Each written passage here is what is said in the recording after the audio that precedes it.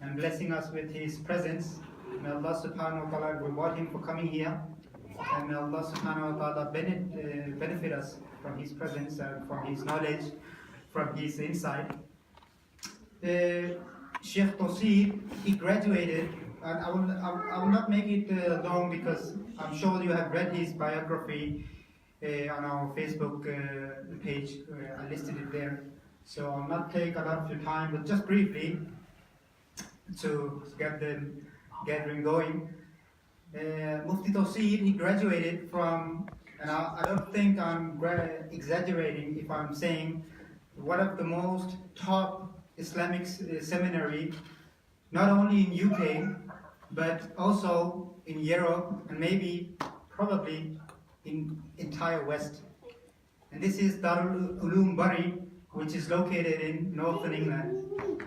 And mashallah, those of you brothers who are into this, or sisters, that this Islamic seminary has produced scholars who are scholars of other scholars. So it's you can say it's a factory that has produced a lot of scholars who has impacted a lot in the West, and especially UK.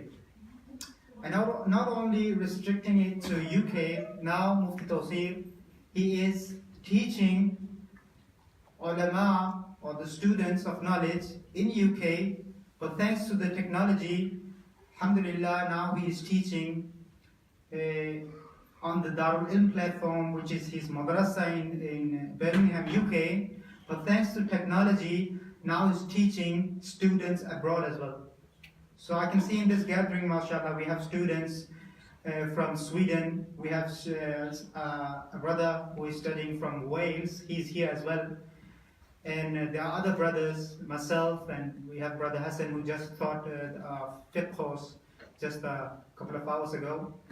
So alhamdulillah, thanks to the technology, Mufti Tosir is teaching Talaba from all over the world. We have students in Australia, mashallah, Malaysia, isn't it so? And all around the world, so even in India, subhanallah, we have students who are studying or has been studying under the mentorship of Mufti Tosir Miah. So alhamdulillah, we are very blessed that he's here. So we should be thankful to Allah subhanahu wa ta'ala, and we should benefit from scholars as him, and we should thank Allah subhanahu wa ta'ala that he is giving this legacy of knowledge that came to Darul Bari and spread all over the UK, all over the Europe, all over the world. So alhamdulillah, we're thankful, Sheikh, that you're here. And let's make dua, inshallah. I make dua that we benefit from this course, inshallah. Barakallah.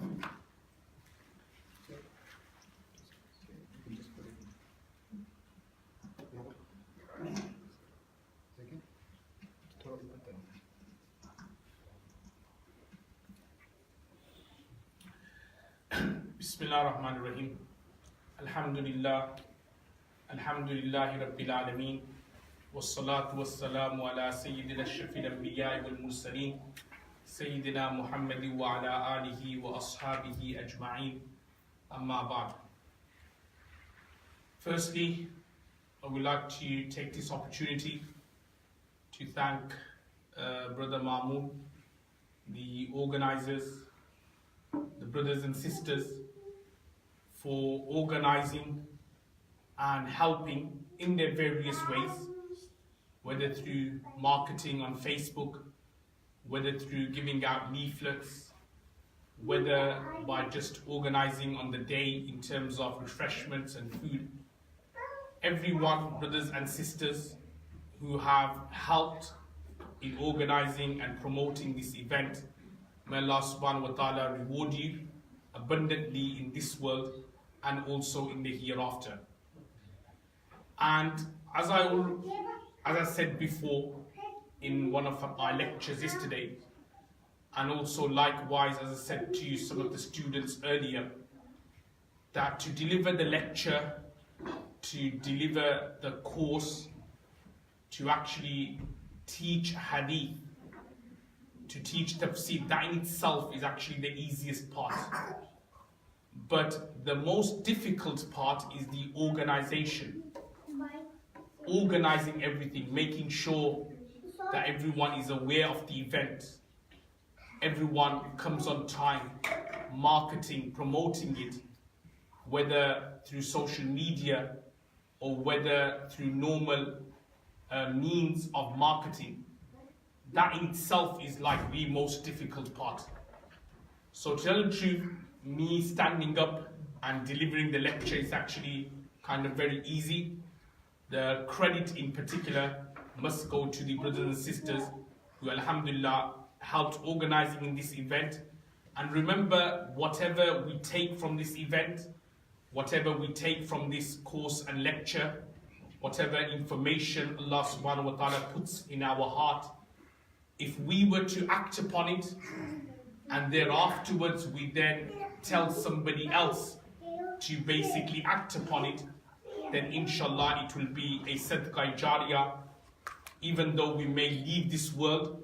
But if somebody is acting upon what we had taught them, inshallah it will be still a reward for us, even though we have been turned into dust, even though we have been turned into our bones have decayed and turned into dust. Even then we will still be getting the reward and the thawab. So may Allah subhanahu wa ta'ala give the organizers and everybody else the tawfiq to inshallah to continue doing these kinds of events and make it a source of sadaqah jariyah for them in this world and in the hereafter. Ameen thumma ameen. Now, Brother Mamoon just gave an introduction about Darul Ilm, and he said a few words in terms of the institution, in terms of the madrasa. And it is from the institution I want to begin today's lecture, and then how and why that is so important when it comes to today's talk and lecture regarding the Muslim identity and the crisis which we are facing nowadays. Now, first and foremost, let me explain about the importance of a madrasa, of an institution. If you look at history, wherever Muslims went, they always built an institution, a madrasa, a masjid, a markaz, a place so that education can be learned, education can be passed on to the next generation. Take an example of Medina Munawwara, subhanAllah. When Prophet ﷺ migrated to Medina Munawwara, one of the first tasks of Rasulullah ﷺ was to build Masjid al-Nabawi ﷺ. And within the Masjid al-Nabawi ﷺ, there was a place or a branch known as the As-Suffah. And then you have students who basically studied in that particular part of Masjid al-Nabawi ﷺ. And many of these students were poor companions, poor Sahabas, but if it wasn't for them, many thousands and thousands of hadiths we wouldn't have been aware of. And a classic example will be of Abu Hurairah radiallahu ta'ala an. He was from the Ahl Suffah. And if it wasn't for Abu Hurairah radiallahu ta'ala an, approximately 8,000 hadiths, I'll say, we wouldn't have been aware of, because that was the number of hadiths Abu Hurairah radiallahu ta'ala an who knew by heart. So when you look at Medina Munawwara, how Medina Munawwara spread, how the ilm and the knowledge and Islam and deen spread in Medina Munawwara, it spread through having that base, whether that base was a masjid, a markaz, a center, or an institution. This is how the knowledge and everything else spread. And then when you look at some other examples in the Muslim world, like in India, you have Darul Deoband, which was the first institution in India. It started very, very similar, where the Muslims were losing their identity during the British rule. during the British colonial system, the Indians or the Muslims there were losing their identity. So you then had Darul started all those years ago, approximately over 150 years ago. And by having that madrasa or institution, you then basically preserved the Muslim identity. And then if you look further on and look at places where Islam once flourished, but because now there aren't any madrasas or institutions or any marakis or centers or masajids there anymore, you then see over time, over generation, how Islam and the Muslim identity slowly ebbed away and eradicated away. And there is no better example than in Qurtuba in Spain, which we were talking about actually today morning, weren't we? About when you go to Spain, ancient, Islamic part of Spain, Andalusia part, you've noticed there's a very beautiful masjid there. But that's what it is, just a masjid, very beautiful. But there's no one there. Why? Well, one of the points which has been mentioned is that when the Crusades took over, one of the things they stopped was a madrasa. They didn't allow the building of madrasa, they didn't allow the building of institutions.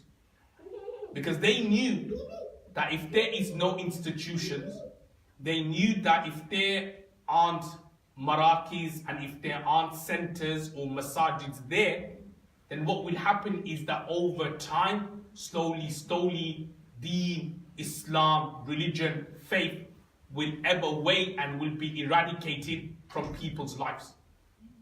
And then some modern day examples you could look at.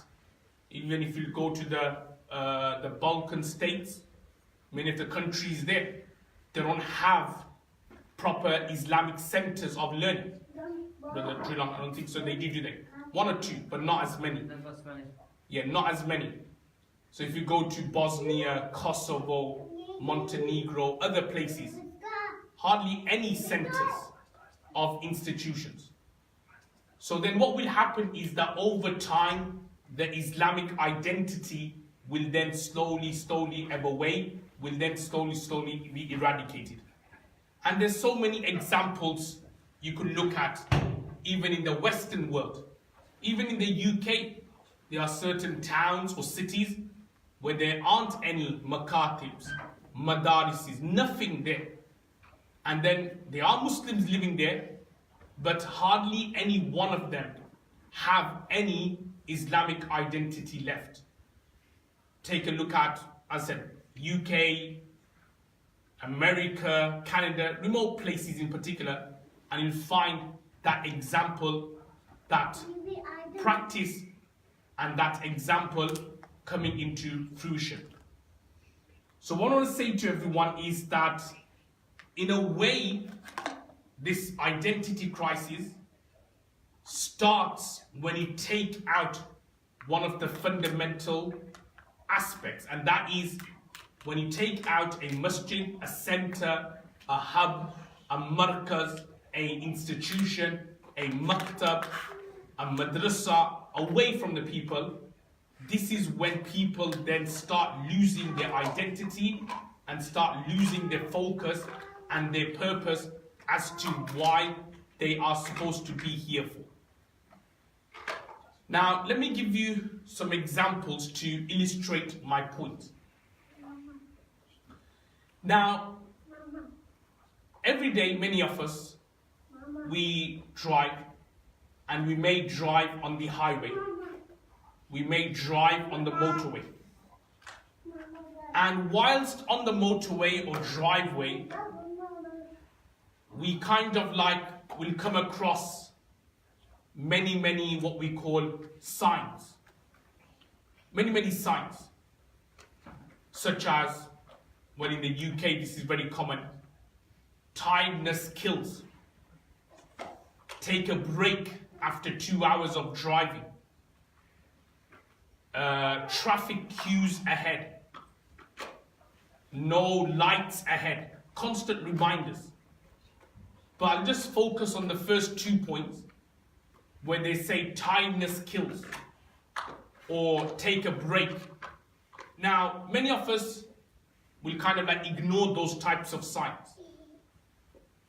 But eventually one day, those signs will kind of be a reminder for us and think, you know what, let's take a break. Like, I'm sure many of the brothers, you probably drive, especially on the motorway, highway in the UK for many, many hours. So now, ideally, you should take a break every 2 hours, every 2.5 hours after driving. But I think everybody knows we'll just drive, 4 hours, 5 hours, 6 hours on the trot because we don't have time. Because by the time we stop for a break, then time will be wasted and so on.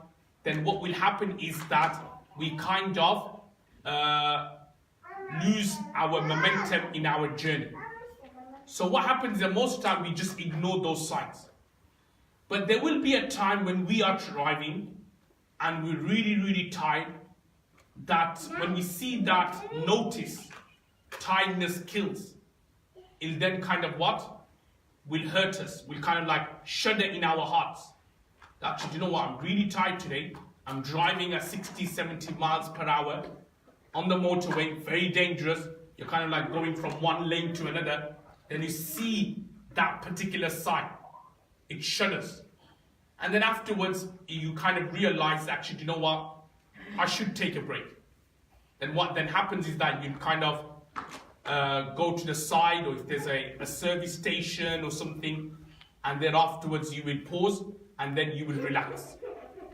This is the exact same motto when it comes to the existence of a masjid or a madrasa, because if there wasn't a masjid or a center in our community, then what would happen is that we would just walk by every day, and we wouldn't know where to go for the change. But then what will happen is that one day we will walk by, and one day we will see the masjid. One day we will see the madrasa. And then it's those moments in life when we do see these things. And by the way, everyone, you may be thinking that this was all by chance. It isn't. Allah one day will put it in your heart to kind of like, you've seen the masjid, you've seen the madrasa, Allah will put that point in your heart to kind of for you to change. And subhanAllah, even when we look at many of our students who are here from the madrasa, many of them joined the madrasa all by, well, according to their words, all by chance. But remember, nothing in this world works by chances. Allah makes it happen. Allah puts you into that particular position so that that particular thing happens. Many students who joined or enrolled on our courses, and alhamdulillah, 4 or 5 years later, they're now in the latter years, alhamdulillah, delivering lectures, like we just heard the lecture from Brother Hassan and so on. They joined the course like unexplained. Joined the courses like all by chance. They met somebody, like in the case of Brother Hassan, it was Brother Samir, who he didn't even know him. But then all of a sudden they just like met each other on Facebook, and then afterwards, 5 years later, look where everybody is now. You have the center, but not only that, you have brothers who are lecturing. So can you see the way Allah subhanahu wa ta'ala decided to preserve ilm and deen and religion and faith in this area of Copenhagen? And the way he did that is something innocuous, where 2 people met each other on Facebook, and then 5 years later, subhanAllah, we have lectures in Arabic delivered to your own Danish language. So this is the point I'm trying to make, why it's important to have madrasas. to have institutions, to have basically all these things running and there.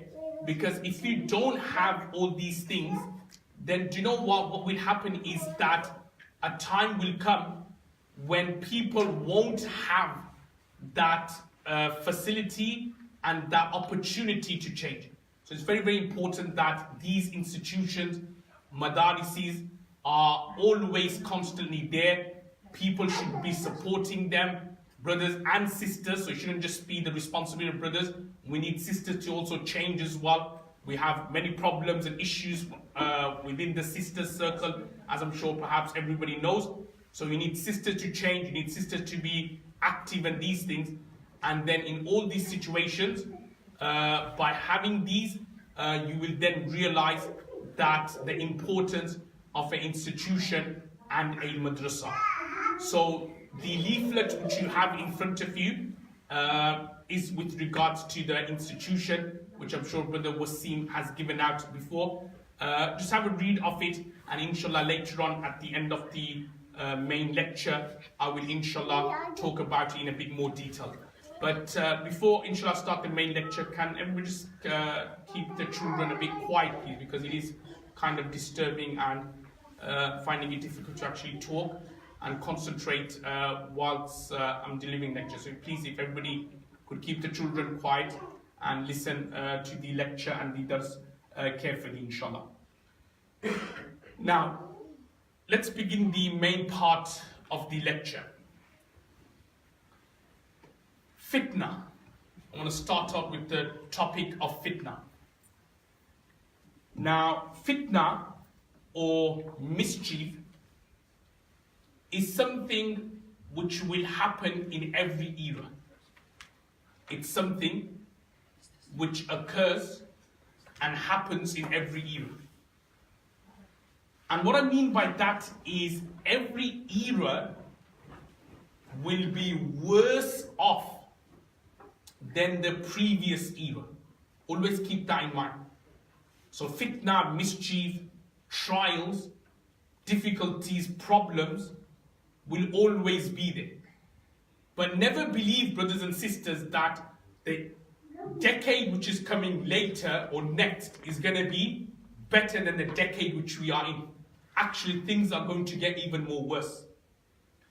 And this is mentioned in a hadith which can be found in Sahih al-Bukhari, very famous hadith, narrated by the companion Sayyiduna Anas radiallahu ta'ala anhu, that the Prophet of Allah sallallahu alaihi wasallam has said, La ya'ti alaykum zamanun, La ya'ti alaykum zamanun, illa alladhi ba'dahu sharrun minhu. That no era or time will come except that which is afterwards would be sharrun minhu, will be more evil than what had passed. So from this particular hadith we can understand that the difficulties which we are in now, don't think that it's going to get easier. It's actually going to get far more worse. It's going to get even more difficult. And that's why Prophet ﷺ in another hadith predicted that before the end of time, holding on to your iman will be like holding on to a hot burning coal. So hot burning coal you can't hold on to. You can, but only for a momentary few seconds, and then you have to drop it and then you fall onto the floor. So likewise, a time will come when holding on to your iman will be so difficult and testing that people will only be believers literally for a few seconds, and then they will drop and let go of the iman. Why? Because of the constant difficulty, trial and tribulations. And another thing to mention is that these fitnas and trials and tribulations and mischiefs are such that they are never ending, but it will always be continuous. Yeah, it will continue to happen. it will be prolonged, and it will never end. Now I'm just going to quote to you a very long hadith. Not too long, but fairly long. Which talks about fitna, which talks about mischiefs, trials, difficulties. It's a hadith of Sunan Abu Dawud, narrated by Ibn Umar radiallahu ta'ala anhu, where it says, Kunna qu'udan inda Rasulillahi sallallahu alayhi wasallam. So Ibn Umar radiallahu ta'ala narrates that we were sitting near Prophet sallallahu alayhi wasallam, فَذَكَرَ الْفِتْنَةِ. So he mentioned about the fitna. Prophet sallallahu alayhi wasallam, he spoke about the fitna. فَأَكْثَرَ فِي ذِكْرِهَا. And Prophet ﷺ spoke about the fitna in detail. أَكْثَرَ فِي ذِكْرِهَا. Spoke abundantly, in detail about this topic. حَتَّى ذَكَرَ فِتْنَةَ الْأَحْلَاسِ. Until he mentioned about this fitna called the fitnatul ahlas. فَقَالَ قَائِلٌ. Somebody said, O Messenger of Allah, وَمَا فِتْنَةُ الْأَحْلَاسِ. وَمَا فِتْنَةُ الْأَحْلَاسِ. Now what is this fitna of ahlas? Prophet sallallahu alaihi wasallam said, Hiya harbun wa harbun. Small ha and a big ha. Hiya harbun wa harbun. Which means that there will be a fitna or a mischief which will lead to people running away, fleeing away, harb, and leading to wars. Leading to wars. And some scholars have said, without going into too detail, that the current issue in the Middle East could refer to the fitnatul ahlas, could refer to. Because we're kind of seeing the wars and we're seeing the fleeing in terms of the refugee crisis. Because many of the people are leaving Syria, innocent civilians, to a lot of countries, Turkey in particular, and I'm sure here in Denmark, Sweden, you have a lot of refugees from those countries. So some scholars have said that it can refer to that. But again, as a topic, it's not about fitna or signs of day of judgment, so I don't want to dwell into that here. Then Prophet ﷺ said, then there will be another fitna or mischief known as fitnatus sarra, which means the fitna of happiness, sarra. And this fitna of sarra, by the way, is that fitna or mischief where everything in life will seem rosy and happy. Everything in life will seem all pleasant. Everything in life will seem all good. No problems, no issues. And he says, دَخَنُهَا مِن تَحْتِ قَدَمَيْ رَجُلٍ مِنْ أَهْلِ بَيْتِهِ. Which means that it's dakhan, which means that it's vapors, its smoke will be under the 2 feet of a man from the people of my household who claims to be from me and he is not from me. So there will be, like say for example, this fitna of happiness, ease, where people will start claiming to be from Prophet ﷺ's household, i.e. from the Ahl Bayt, but in reality, he's not from the Ahl Bayt. And again, ask yourself this question. How many times over the past few years, you've heard many people claiming to be Imam Mahdi? Quite regularly, isn't it? Then just recently somebody just claimed that in Pakistan somewhere. So many people are claiming it. And it all stems off from fitna to sarra. What I mean fitna to sarra, it's more like, I'll say, a personal fitna. where you have, say for example, money. You have a bit of happiness. You have money, wealth, mansions, buildings, and more importantly, you have followers. You have followers. Because when you have followers, it's much easier to claim. So if you happen to be the Amir of something, it's much easier to make a lot of claims, isn't it? I'm this, I'm that. Because you know first and foremost, your followers, who are, as they say, die-hard and hardcore followers, they're always going to believe in you. And that's why we see this nowadays with Facebook, with YouTube. The more followers they have, the more they are claiming things. If I was to slightly move away, because, okay, let me just explain this point about hadith. Remember, hadith, everyone, brothers and sisters, they give us the principles. The Quran, they give us the principles. But we can always apply it in this day and age. That's why some people, they question the Quran. And they say the Quran is not applicable nowadays. Because the Quran talks about mushrikeens.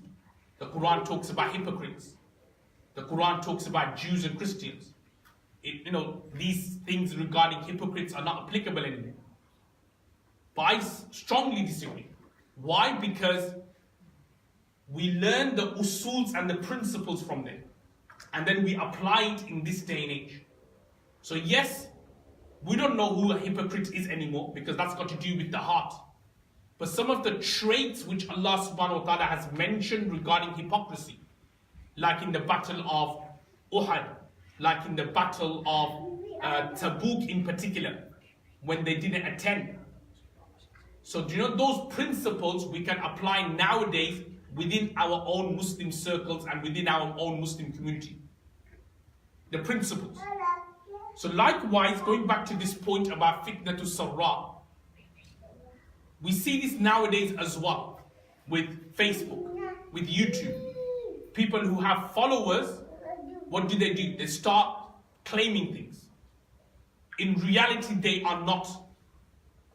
The more followers you have, the more absurd the claims are. The more silly the claims are. And especially nowadays with all these things regarding vlogs and so on, people constantly videoing themselves. If you just watch one of them for 5 minutes, you'll be shocked regarding some of the things they make themselves out to be. That they're so pious, they pray, they do this, they do that.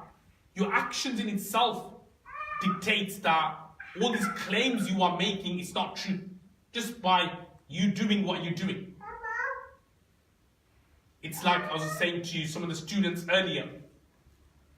There was a tribe who were called the Banu Asad during Prophet ﷺ's time. Allah subhanahu wa ta'ala says about them in the Holy Quran, قَالَتِ الْأَعْرَابُ آمَنَّا كُلَّمْ تُؤْمِنُوا وَلَكِنْ قُولُوا أَسْلَمْنَا. Because the Banu Asad, what they used to pride themselves on is that they converted to Islam without any force, like a armed combat wasn't done with them. Out of their own will they came and they converted to Islam, i.e. the Banu Asad. So they used to pride themselves and they used to say that we are believers, we are believers. But in the meantime, what they used to do is that they used to pollute the entire roads and cities of Medina Munawwara. They used to throw rubbish everywhere. So but they at the same time used to go around and say they're believers. So Allah subhanahu wa ta'ala is saying that don't claim to be believers. You are in fact Qulu aslamna. Say you're only a Muslim. So going back to this point I was making about social media, Facebook, vlogs, people claiming a lot of things, but in reality they aren't. And this only comes about during the fitnatul sarra, when people are comfortable in life, when people don't have any worries, when people have time on their hands. If people were in difficulties, I don't think so they'll be spending hours and hours making vlogs. Yes, if people have, especially with the youngsters, they have their father's money who is kind of like supporting them for their education and for everything else, and they don't have to work, then yes, to kind of kill their time, as they say, they will do these kind of silly vlogs and waste time on social media. And this is what this part of the hadith is trying to say, is that during fitna to sarra, people will claim things in reality they are not. Then he goes on to explain, moving along with the hadith, I'm just going to mention this next part. ثُمَّ فِتْنَةُ الدُّحَيْمَةِ. Then there will be a fitna known as the fitnatay duhayma, a huge, enormous fitna. And he goes on to explain, لا تدعوا أحدا من هذه الأمة إلا لطمته.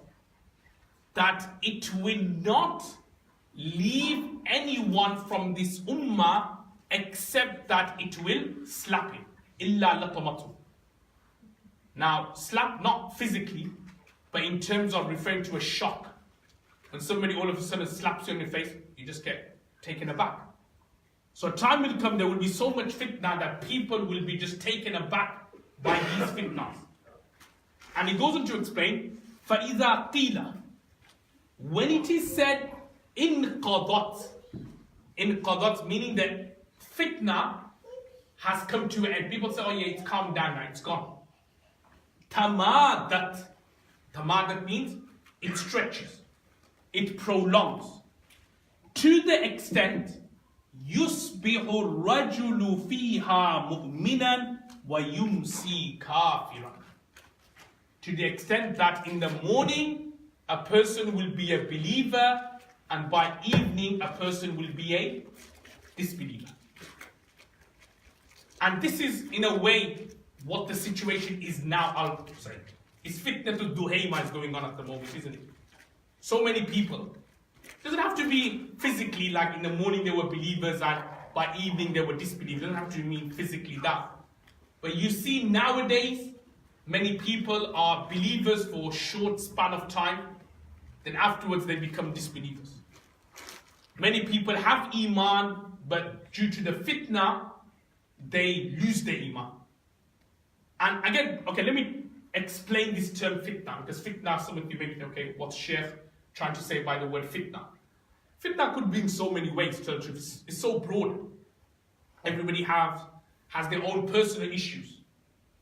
It could be something like a sin you're involved in, like an addiction. That could be a fitna for you. Some have addiction of gambling. Some have addiction of alcohol. So that is a fitna where to their family and friends, they're giving one image of themselves that, no, we have a beard, we're good, we're pious. But then at home, they drink alcohol. They gamble. You know, there'll be a lot of people who I've dealt with under the Darul, Darul Ifta umbrella, where people, they did, well, I won't say alim class, but they've done like Islamic degrees. But they alcoholics, they're gamblers. So they're giving one impression of themselves that they're very knowledgeable, they're very learned, and they give one impression that they're helping the masjid and they're helping the community. But the real impression at home is totally different. So the point I'm trying to make is that fitna, going back to that question, what is fitna? Again, for everyone is different. The fitna for somebody could be like an addiction, as I said, regarding drugs, regarding alcohol, regarding women. So women could be fitna for somebody. Like I was just speaking to one of the brothers about abuse cases and these things which are very common nowadays. So that's all down to sexual frustration, say for example. That's a fitna, that's like a challenge for some. For others, fitna could be wealth, money. For some, it could be something else. But one thing for sure, the true definition of fitna is anything which diverts you from Allah, diverts you from the path of the Sunnah, but more important, diverts you from the straight path. That is a fitna. So for some, mobile phones could be a fitna. You feel that you're constantly on your phone and you're kind of like messaging, you're on WhatsApp, social media, diverting you. So you're still coming and praying, don't get me wrong. You're still coming and leading the prayers. You could even be an imam. But then sometimes imams get involved in that fitna as well, where they're kind of still leading the prayer and still delivering the Jummah khutbahs, but then they're constantly on their phone. I'm sure you've noticed. They'll be like messaging, they'll be on Facebook, 10 seconds before the Jama'ah is about to start. They'll pray the Jama'ah. Afterwards, no sunnahs, nothing, back onto their phone, and that's the case until the next prayer. So that could be a fitna, and that perhaps is a fitna for many, diverting us, social media in other words, diverting us from the deen, diverting us from the religion, diverting us from ilm. So fitna can be of very various ways and numerous ways. But I think the main fitna, which is affecting a lot of the youngsters, which in a way what today's talk and lecture is about, is this fitna of what we call the Muslim identity. Yeah, what are we? I know we are Muslims, but are we really and truly Muslims, yes or no?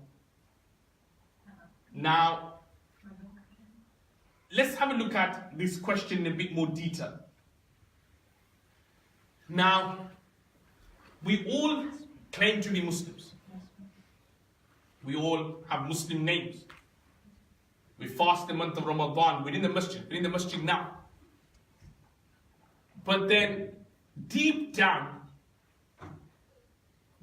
okay, I won't say many, because that would be unfair, but I'll say a few at least, from both sides, brothers and sisters, need to question ourselves. That are we really preserving our Muslim identity? And are we really practicing what Islam stands for? Ask yourself that question. Let's take an example of the hypocrites during Rasulullah's time.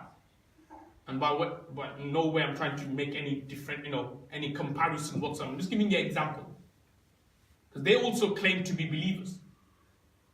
But they were not believers. I just gave a little while ago the example of the Banu Asad, who claimed to be believers, but then they used to pollute the entire streets and roads of Medina Munawwarah. How many of us, we claim to be believers, claim to be Muslims, but then we cause nuisance for our neighbors, Muslims and non-Muslims alike? That's not right. That's not what Islam teaches us. Islam doesn't teach us that we pray 5 times a day, but then our garbage and our rubbish, we could throw it on the road or throw it in the garden of a non-Muslim because they're non-Muslims. No, that's not what Islam teaches us. So when you look at it, what does it exactly mean by being a Muslim? Now, many people, many brothers and sisters who I know, they constantly feel pressurized in behaving and acting and practicing in a certain way. So yes, in this environment, they're all okay. So they'll wear the hijab, they'll wear the niqab some. The brothers will be, don't mind with the beard, everything's okay. But then as soon as they step outside the masjid, or as soon as they are at a place or an environment, they constantly feel pressurized to behave or to act in a way because of the environment we live in. Look, how many of us, where we know at work, in a non-Muslim workplace, we know some of the practices are just wrong. Forget about Islamically, just wrong. But we can't say anything, because that is like the norm. Everybody's heard of the term like office politics. Office politics, meaning where these kinds of backbiting and backstabbing and cunningness and connivingness goes on. But we know it's wrong, because backbiting, it's wrong. being cunning is wrong in Islam, doesn't allow that. But because we are in their environment, what happens is that we also do the same as well. And there's so many examples where we want to be practicing believers, but then because of where we are, we kind of like drop from that particular standard. And when we speak to brothers and sisters alike, like, look, sisters, why aren't you wearing the hijab? Why don't you feel comfortable in wearing the hijab? Or brothers, why don't you feel comfortable in praying? Praying is another classic example. So they'll pray the 5 daily prayers on the weekends. But then as Monday, because they are at work, they don't want their colleagues in the office to know they're praying. Some brothers are like that. So what they'll do is that they'll intentionally miss it. There's Dhuhr prayer, Asr prayer even, Maghrib prayer when Maghrib gets earlier. And they'll come home and they'll do Qadha later. A lot of brothers who I know in the UK, they do that. A lot of sisters work because they don't want to be made as though that, they're practicing or they're Muslims. They kind of like would not wear the hijab, would not pray at work, but then at home, they'll wear the hijab and they'll kind of pray. And that's the case with a lot of the brothers as well. At universities, the same issue there as well. So during the weekends or during their holidays, they'll all pray. But at university, they'll miss their prayers. Despite the fact there's a lot of facilities, I think there is a case here in Denmark, of prayer rooms and multi-faith rooms.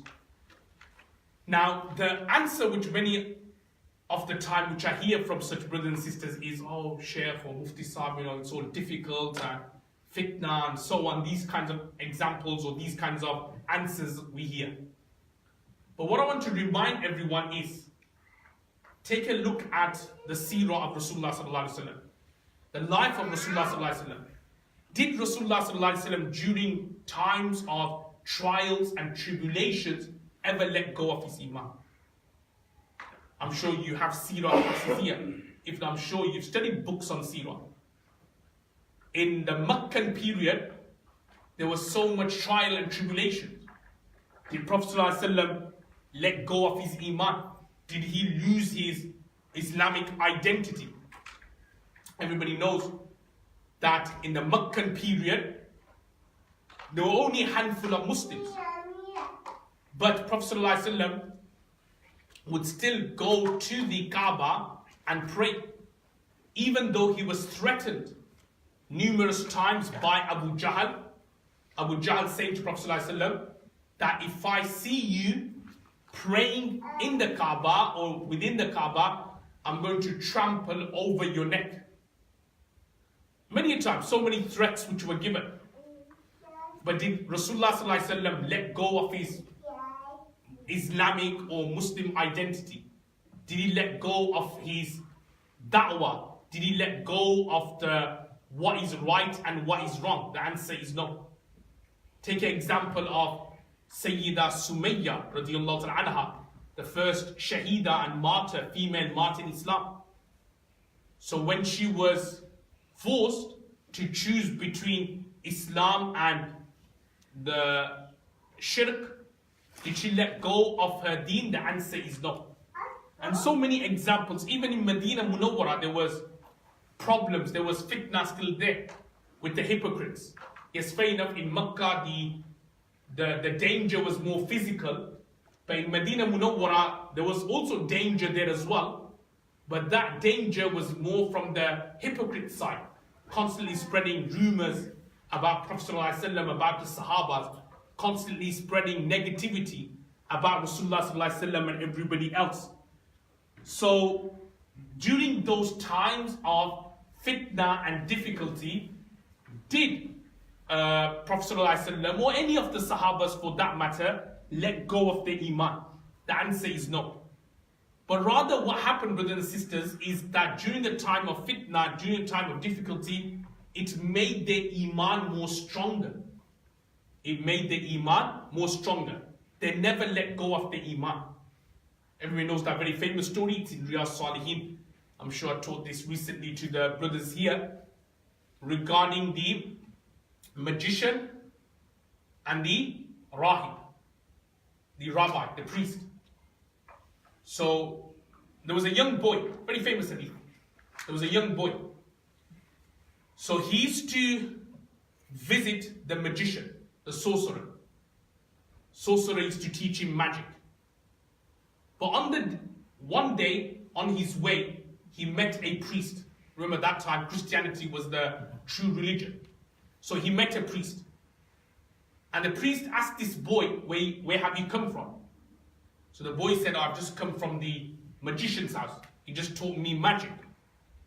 So the rahib, the priest, then kind of explained to him that you shouldn't be going there, and taught him about Allah and so on. But then what happened was that he used to then end up going late, return home late. So then his parents used to beat him up at home. What are you late for? And then on the way to the magician's house, he used to meet the rahib and the priest, and then the priest would speak to him, give him nasiha, give him advice, and then he would go to his classes with the magician late, and then he will get told off and scolded there. So this kept on happening. The main part of the hadith is right at the end, where, again, it's a very famous hadith, where one day there was a big animal in the middle of the road. And this big animal was not moving. So the boy, he picked up a stone, and before he threw it at the animal, he said that I throw this stone at this animal with the name of the Lord of this priest. In other words, the boy wanted to know which Lord is the greatest and the powerful. Is it the Lord of this priest who has been telling me about his Lord, or is it the magician, sihr and magic? So he threw it with the name of the Lord of the priest, and then that animal died. SubhanAllah. Then afterwards everybody started believing in this little boy. So then, without going into too detail, the boy then, the king at that time, was very displeased that everybody was leaving the religion and following this boy's religion. So what happened, brothers and sisters, was that the king said to his men that take this boy, take him to the highest mountain. Take him to the highest mountain. And then from the highest mountain, drop him. Push him off the mountain. So they did that. But when they went to the highest mountain, the mountain then started shaking. And rather than the boy falling down, what happened? The other men fell down. So then that boy returned back to the king. The king asked, where's all my men gone? So the boy explained what happened. Then afterwards the king sends another group of men, this time to take the boy to the middle of the sea. And then he instructs those men that when you go to the middle of the sea, you throw the boy over the edge of the boat, and then he will drown. So exactly the same thing they did. They went to the middle of the sea. Allah then sends another shake of the earth, which then causes the other men in the boat to kind of like lose their balance, and they then fall into the sea and they drown, and the boy survives. So the boy returns back to the king. The king says, well, how can I kill you? The boy said, okay, there's one way you can kill me, and that is that you get me all tied up, then you hit or you strike an arrow. You then hit and you strike an arrow, and when you are striking the arrow, you then say with the name of the Lord of this boy. So this is what the king did, and when he hit that child with that arrow, with the name of the Lord of that boy, that child died. Only then he died. But what then happened was that rather than denouncing the religion and the faith of the boy, everybody started denouncing the king's religion. And the king got very, very angry. So he then basically dug a massive hole, a massive pit. And this story is mentioned in the Quran as well. قُتِلَ أَصْحَابُ الْأُخْدُودِ. So he digs a massive pit, kindles a fire, and then he starts starts starts the fire, and he starts throwing everyone into the fire. To the extent that there was a woman and her baby, young baby. So the woman then hesitates in throwing herself into the fire. So then the baby speaks out, subhanAllah, one of those miracles, mu'jiza, where a baby, like it was the case with Sahib Jurayj and with Isa alayhi salatu wasalam, the baby then speaks out and says, "Oh mother, what are you waiting for?" So then the mother, along with the baby, then throw themselves into the fire, and they attain Jannah and they attain martyrdom. SubhanAllah, what I want to explain is that, look, during those times, did any one of them lose their Islamic identity? The answer is no. But rather what you will find that during testing times, difficult times, everyone, Muslims, whoever, they always promoted and made their Islam apparent. And this is what I want to mention. Look through history. Did any of the Sahabas, did Rasulullah sallallahu alaihi wasallam himself, did any of the Tabi'in, Tabi'in, any person whatsoever during difficult times, during times of fitna, let go of their deen, let go of their religion, let go of principles and what they stood for? The answer is no, but rather they actually took that opportunity to make their iman, to make their deen more apparent. And this is the key fundamental message of today's talk, is we should actually, during this time is a fitna duhayba in a way. During this time, we shouldn't be thinking about, because we always get this, it's regular. You'll be surprised how many messages I get daily, how many calls I get, how many brothers and sisters ask, "Oh Sheikh, do we have to wear hijab? Do we have to do this? Do we have to do that? Do we have to pray? Can we skip praying? Can we skip Jummah? Can we miss Jummah? Do we have to pray Eid?" Constantly. It's like deen has become like something second-hand. It's become like cheap. There's no value to it. It's like you have qurbani, like a sacrificial lamb. So it's like deen is the thing which always gonna get sacrificed. Any problems, or let's just skip prayers. Any problems, the solution to the problem is what? Let's miss Jummah. It's solution to the problem, let's miss Eid. Solution to the problem, let's cancel class. Let's cancel the talk. Let's cancel this. But rather, during this time, we shouldn't be thinking about shaving our beards. We shouldn't be thinking, or sisters shouldn't be thinking about not wearing hijab. But they should actually take this opportunity more so to make the symbols, the sha'a'ir of Islam and deen more apparent. And this is why, like one of these talks and lectures you've been having since morning, is why it's so important, not just for brothers, but also allowing sisters to come as well, and children as well, because that actually shows something Islamic is going on here in this building. Just imagine you didn't have any children or anyone, or no gathering, no congregation. No one would know this is a masjid. No one in this area would know there's Islam prevalent here. So what I'm trying to say is that you should kind of like make Islam and make the deen more apparent. I'm going to give you an example, or a story actually. And the story, look, a couple of stories I'll give. Number one is the story which I've explained in Tafsir to the students. The story regarding Dakyanus. Now, this story is relating to the story of the people of the cave, Ashabul Kahf. Surah Kahf, which I'm sure many of the brothers and sisters read every Friday. So this story is relating to that. Now, without going into the nitty-gritty of the story, because it is a very long story and time is also of the essence as well. There was a king, Dakyanus, a very tyrant king. He forced everyone to commit acts of idolatry and shirk. So he forced everyone.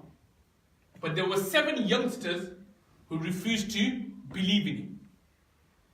So what happened was that they kind of like dissented from Dakyanus's beliefs of worshipping idols and the sun, the tyrant king, whose name was Daqyanus, he then said that I don't believe,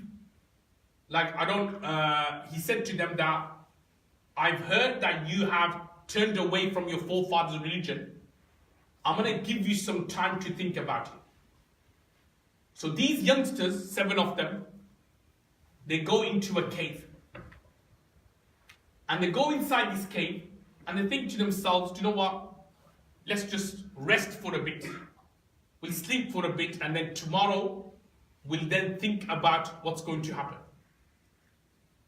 So these 7 youngsters, not listening to what the king had said, because the king wanted them to go back onto their forefathers' religion, but not listening to what the king had said, these youngsters, they go into the cave, they decide to rest, but subhanAllah, Allah subhanahu wa ta'ala keeps them asleep for 309 years. For 309 years, he keeps them asleep.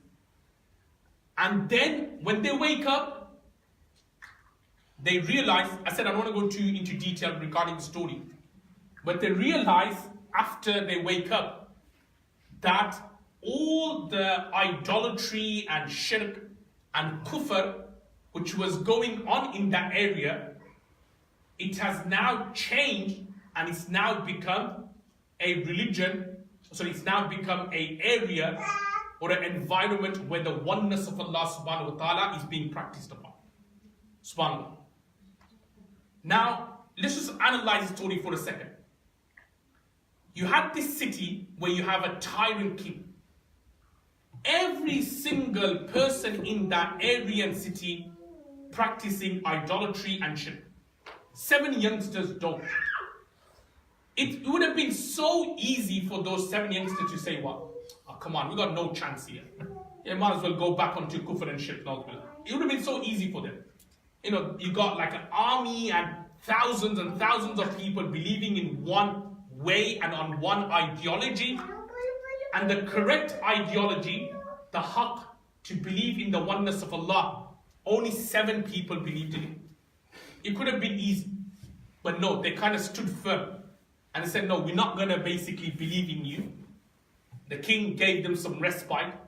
But then afterwards, Allah made them go to sleep for 309 years, indicating that just by them standing up, they in a way had done their faridah, had done their obligation, known as Amr bil Ma'ruf and Nahy anil Munkar. Everybody's aware of that hadith. Man ra'a munkaran falyughayyirhu biyadihi. If you see an evil, you change it with your hand. If you can't, then fabilisanihi, with your tongue. And if you can't, then you should basically think low of it in your heart, like this is something bad, and that is the lowest level of iman. So look, they did their obligation. They stood up against that tyrant king. And as soon as the obligation was done, the remaining part, Allah subhanahu wa ta'ala did. And this is like the most important nasiha which we can derive from this story for us, is never give up your identity. We're living in this like day and age. It's very easy to give up. It's very easy to kind of let go. But what we should sometimes do is that, no, we should basically remain steadfast. Do that thing. And then by just doing it, carrying it out, then subhanAllah, the rest of the part, Allah subhanahu wa ta'ala will make it easy. Going back to the examples which Brother Mamun mentioned about our Alim class program. So when we started 5 years ago, we were doing it online. We're still doing it online. But I remember when we started, there was a lot of people objecting. What's this bid'ah sheikh starting, online classes and online this, online that. Now, in that situation, I could have said, you know what? Yeah, that's true, and let's just give it up and let's just cancel everything. Much easier. Remember, everyone, brothers and sisters, it's easy to drop out. It's easy to leave things. It's so easy. But what we sometimes fail to realize is that initially we need to make that mujahada, the effort. And then afterwards, the remaining parts, subhanAllah, will be so easy. So remember at the very beginning, basically, a lot of people were objecting. I'm sure even local scholars here were perhaps objecting as well. But then, alhamdulillah, let's fast forward 5 years, 2018. Alhamdulillah, you see Brother Mamoon, Brother Hassan, who just gave the fiqh course, sisters next door as well who are doing the course. Alhamdulillah, look how, things, like 5 years ago when I came, I remember we had an event at Masjid al-Haq. So that event, like Masjid al-Haq was one, and then we had a small event there. Obviously, the Brother Samir could also share some things about the event as well later. But the point I'm trying to make is that look what it is now to when it was there, to where it is now. And this is all down to the mujahada, being persistent on something. And Allah subhanahu wa ta'ala opens doors. And alhamdulillah, just coming to this masjid, really feel, alhamdulillah, happy that subhanallah, all the brothers who made the effort. I'm sure other brothers have done the effort as well, so I'm not going to say that it's just been our Darul students. Other students have helped out with other lighting and carpets and these things.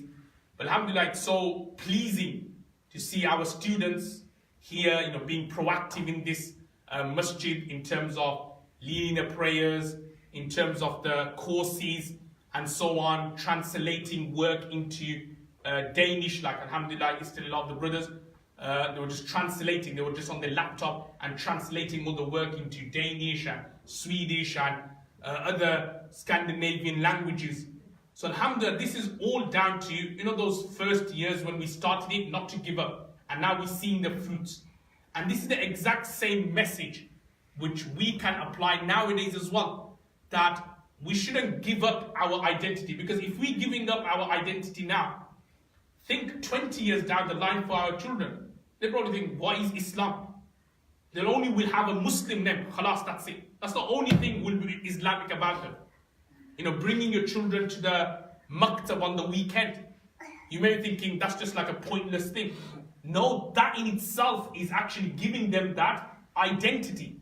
So that 20 years down the line, when they have children, your grandchildren, then they will have some form of Islam or Iman. Just imagine, and this is why it's happening in a lot of countries. I gave examples of Andalusia and the Balkan states, where hardly any teaching or education going on, and everybody else is just like leaving Islam in that particular way. They're not forcing you, by the way, to leave Islam, but through these ways, they are making you leave the Islam and the Deen.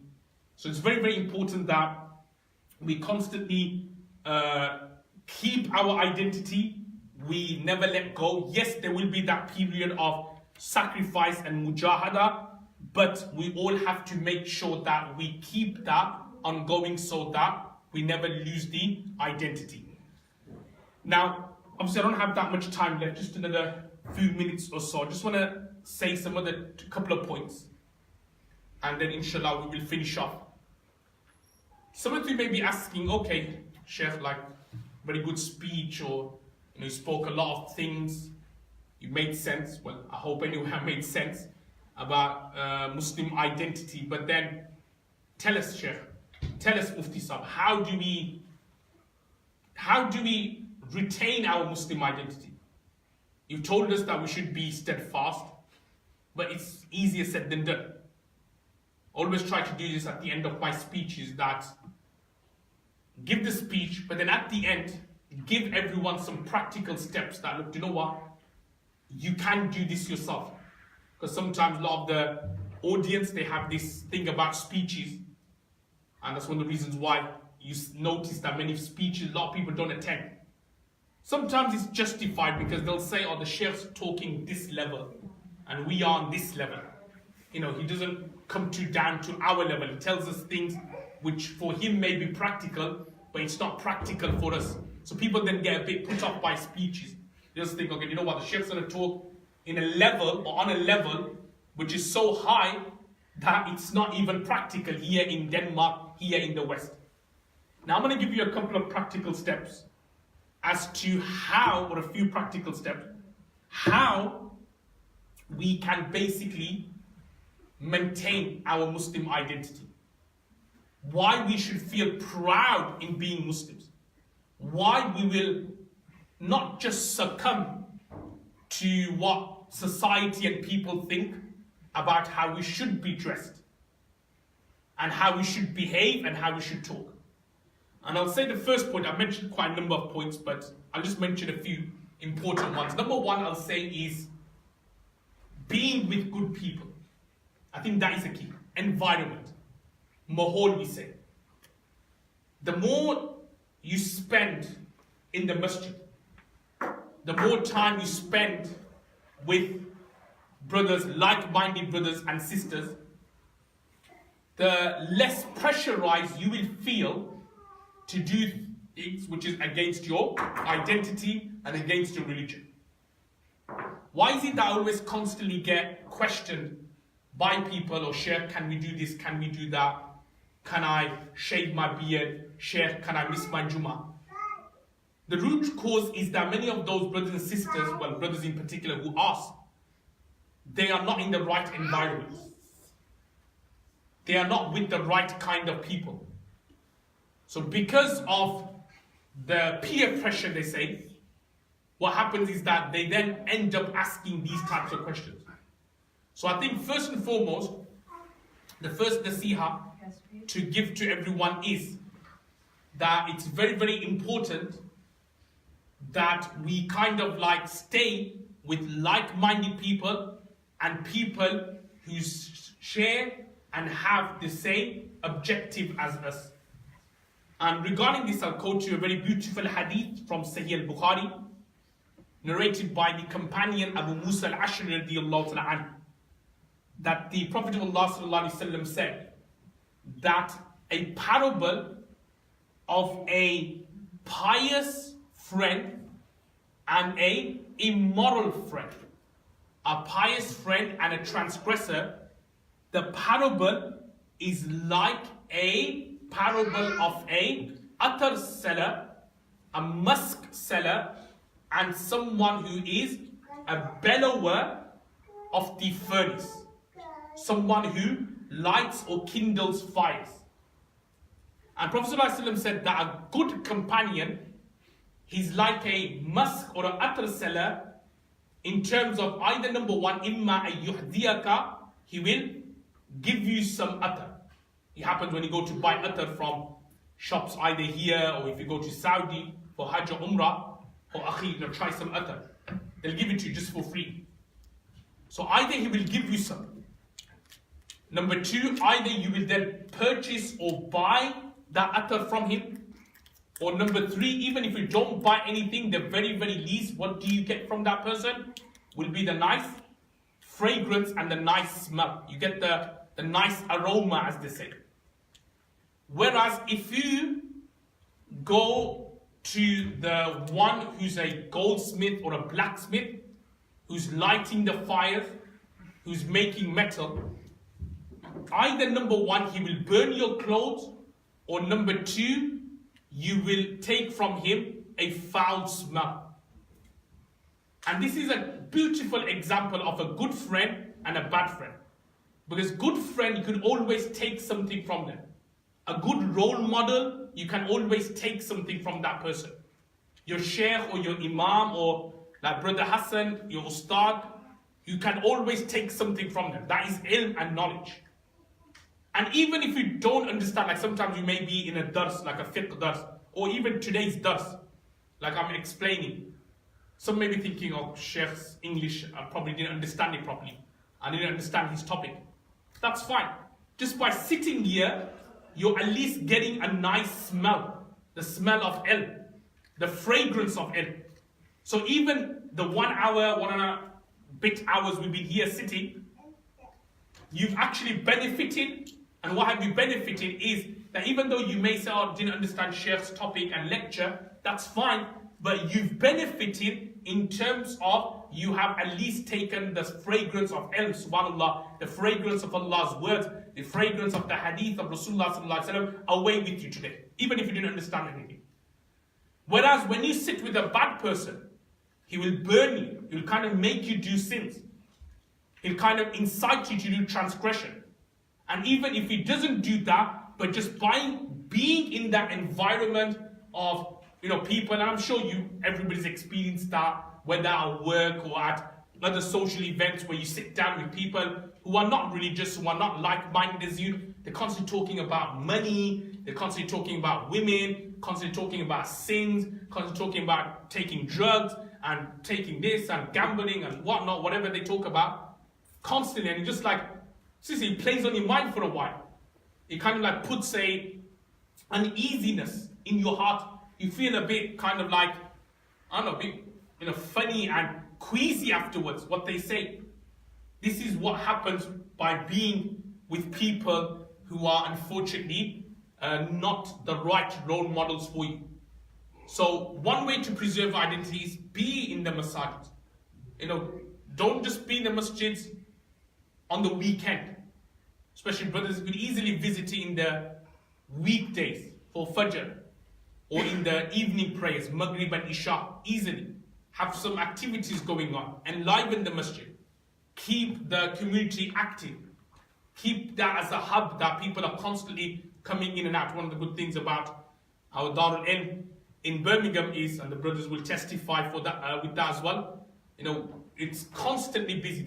Even though the building's nothing like, alhamdulillah, what you brothers have here, but from 9 in the morning until 11 in the evening, 11:30 in the evening, constantly there's people in and out, classes running, ustads are there, students are there, female teachers are there, sisters are there, then they go, the next class coming. Constantly there's somebody there, something's happening. Every single day. And even our Darul, every single day there's like lessons going on. Whether it's after Fajr, whether it's in the evening, whether it's in the afternoon. Again, the brothers who are here will testify the number of classes and hours they have. But it's good because by being in the environment, and again the brothers who are here will testify as well, because we have so many classes and lessons, at least, even they may be in different countries, but at least I think to a certain extent the classes and durus has actually kept you focused, hasn't it?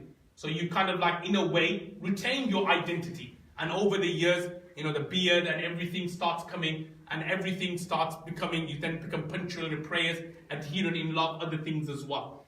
So that is number one, I'll say, is about keeping good friends, good company, having good role models. And the second main point, I'll say, in terms of preserving your Muslim identity, it's what I started with today's lecture, the very first point I made about institutions. I think the best way to kind of like preserve your identity is to know what it means by being a Muslim. Does anybody know what it means by being a Muslim? Does anybody know how lucky we are as Muslims? Does anybody know the virtues of this ummah? Does anybody know like how respected and how honored we are? Kuntum khayra ummati ukhrija linnas.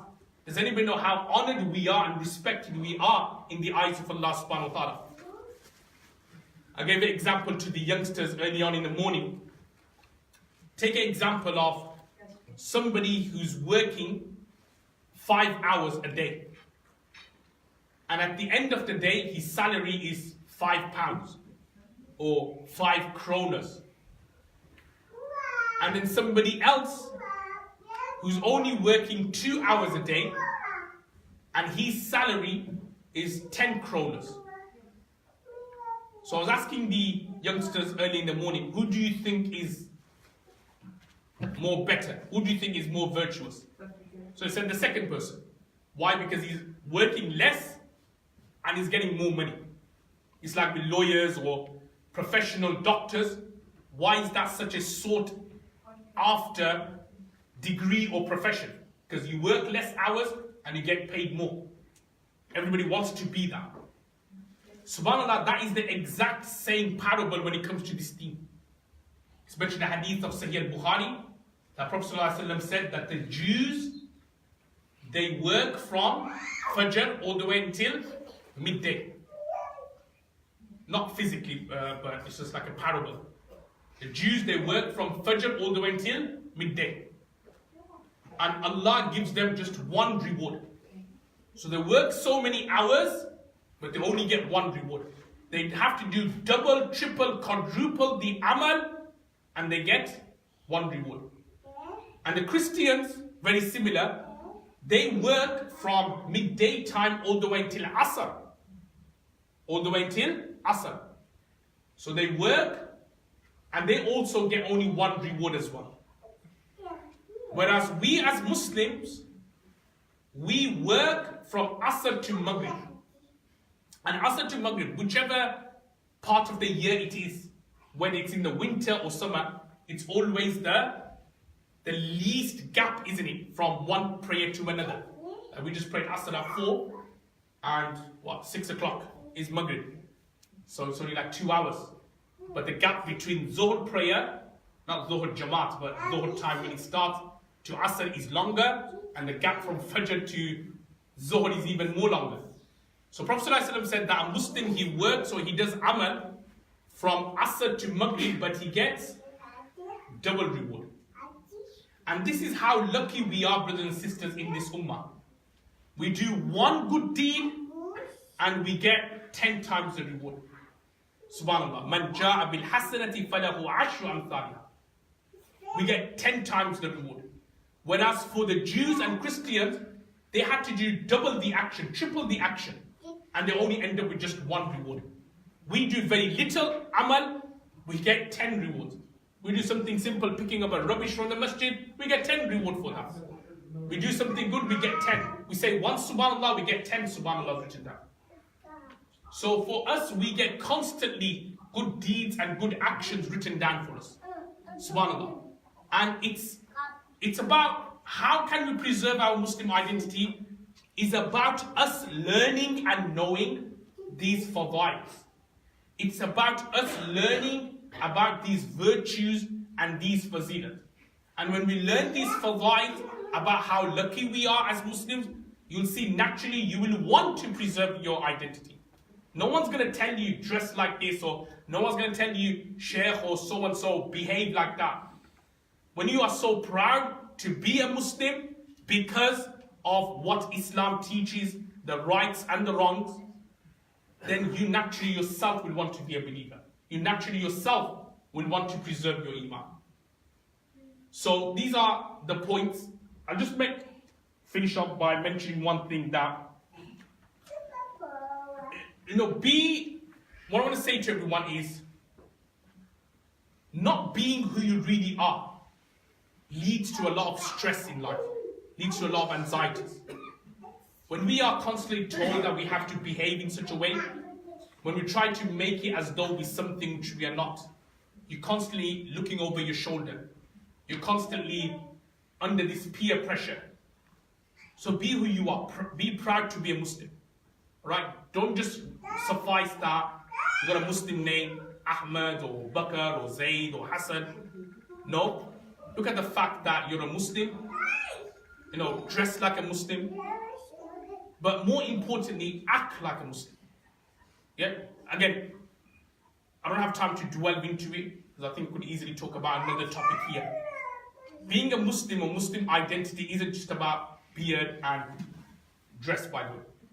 Because non-Muslims have sometimes beard, a fist of a beard, and sometimes you see non-Muslims wearing, well, I won't say jubba, but they have those gowns like the priests wear. You're not going to say he's a Muslim.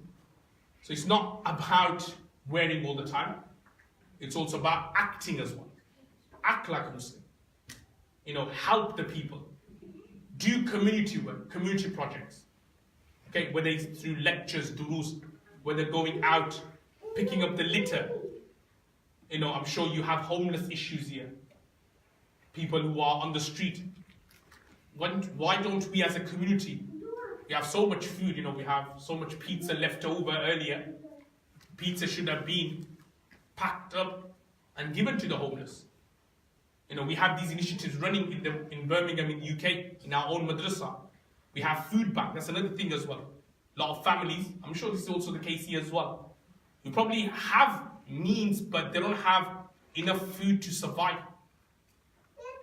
So, like some tin food, how much does that cost? Probably 1 krona if you go to a cheap shop. we'll easily gather it and just give it to people who are vulnerable. This is what Islam teaches us. So it's not just about Muslim identity by just having the name and that's it. Muslim identity is also acting like a Muslim, helping the people, helping the vulnerable. All that comes under today's talk.